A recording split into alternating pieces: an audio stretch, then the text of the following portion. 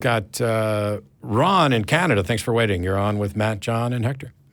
Wow, thank you so much for taking my call. You're welcome. What do you got for us? Well, this is my first time calling, a short-time listener, and I've heard a lot of arguments put forth by my fellow theists, and I'm a little bit disappointed to say that often the arguments are not that great or sound or valid. And I'm disappointed as well. Context a little bit and see what you have to say. Okay. So I don't know why most theists that call in seem to want to defend the existence of God or to find proof for the existence of God. Going through any of the arguments that you guys have, I don't believe it's the most important question to be asking. Well, if somebody's a theist, so one of the things of the show is tell me what you believe and why. And so if you're a theist, then that means you believe in a God. And so it's completely unsurprising that they would believe in a God, but I think it's more important to make the case for the existence of God than it's less important to make the case for the existence of God than it is to make the case for how important God is. Why would it be? Is it more important to demonstrate that Bigfoot exists than it is to show how important Bigfoot would be to my life if he did exist? Yes. No. Yes.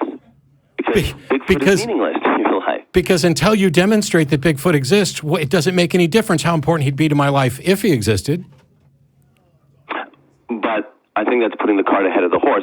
If I were to say, look, you know that your friends sitting next to you exist, or let's say your neighbor living next to you exists, okay. But it doesn't really matter to you because you don't trust in him. He exists. It's like saying, there may have been a third baseman who played for the St. Louis Cardinals in 1927, but although he was maybe loved by his significant others and may have been important to them, he really had no significance in the history of baseball. So he's kind of meaningless. It's meaningless to even talk about his existence. I think you're missing one thing here. So let's say that I agreed with you that if God exists, this would be an incredibly important and significant thing to my life. Now, what's the next question we have to address? If God exists? Yes, because if he doesn't, then all that time we spent talking about how important God would be in my life if he existed was time wasted. The first thing you have to do is demonstrate existence. It's necessarily valuable or there's any value to proving. I don't even think it's possible to prove the existence of God. Then you're admitting that you cannot have a good reason for believing that God exists. I have good reasons. I don't have proof. If you prove. I do have good reasons. I believe I see reasons in areas you don't see reasons. Stop. I don't have in his existence, and I don't believe his existence falls within the empirical world of proof evidence that you would want in your natural inclined thinking. Okay, sorry. I know sometimes the phone thing, it doesn't do crosstalk, so there's probably a lot that you didn't hear where I was trying to pause you there. Oh, sorry. No, I did not. Yeah, sorry. I understand. The audience laughs, but I'm used to this. So the thing is, if there is no God, then can we agree that it has zero significance to my life? Yes. Okay. Yes. So. Yes, but you have as much reason to not believe in a God as I have to believe in a God. Okay. Now you're setting. No, stop. We can't. Stop. Okay. Yes. The burden of proof is on the individual who claims that there is a God. My position is I am not convinced there is a God. You must convince me that there is a God before I will. I don't believe my purpose is to convince you is that there is a God. I don't even think that is the purpose to believe in, to force us to believe in a God. That's not forcing. No. Demonstrating that something is real is not forcing in any sense other than a reasonable person would be compelled to accept. Because oh my God. Absolutely. I'm sorry. Go ahead. I can absolutely believe that a God exists and still refuse to worship it or anything else. That's independent. Okay? It is. So I'm not convinced there is a God. You are convinced that there is a God. And all I'm looking for is, what is your reason for being convinced there is God? Because if your reason is, hang on, if your reason is valid and sound, then I will agree with you.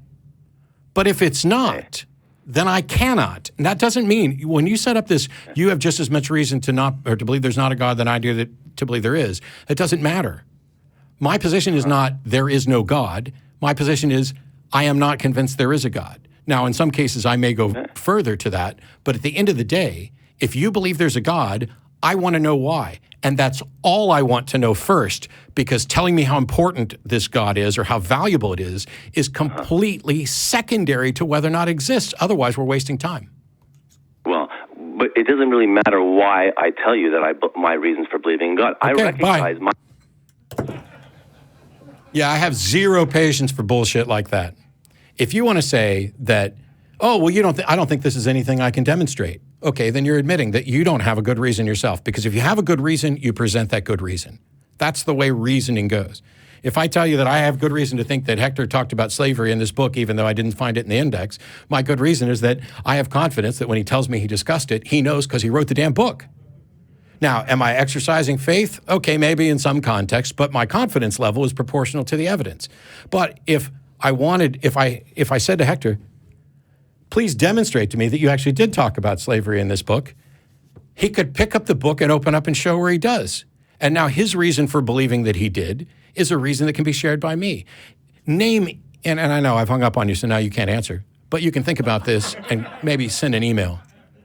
What other things do we believe where when somebody asks us, why do we believe it? We say, well, I don't think I can prove it. Well, I don't have a good reason. Oh, I have reasons, but you're not going to accept that they're good reasons before the conversation's even taken place. This is preposterous to say that it's more important, the value of a potential God. What you're admitting there is that you care more about comfort than truth. Yeah, from an argumentation standpoint, it doesn't make sense. As a shrink, I was kind of interested in hearing, like, well, what are your reasons for it? Because I think it is more, on the emotional side rather than the evidential I wanted side. his reasons for it, not the reasons for why he thinks it's important. Yeah. Because if Voldemort exists, that's an important thing to know, because that can impact your life. Yeah. But if he doesn't exist, then all that time you spent studying on how to defeat Voldemort was a complete waste of time that you could have spent dealing with real problems in the real world. Yeah. Well, and if you just say, I believe it, and I don't really want to share my reasons with you, then the conversation is kind of done. Yeah, there's no point. Show. Because, okay, fine, go off and believe it, and, we'll Tell go me on to what the you next believe. caller. Yeah. Well, tell me what you believe, why you believe it, and why you think somebody else should. If you're not calling for that reason, call another show. But Yeah. all right, on that note, we got Josh.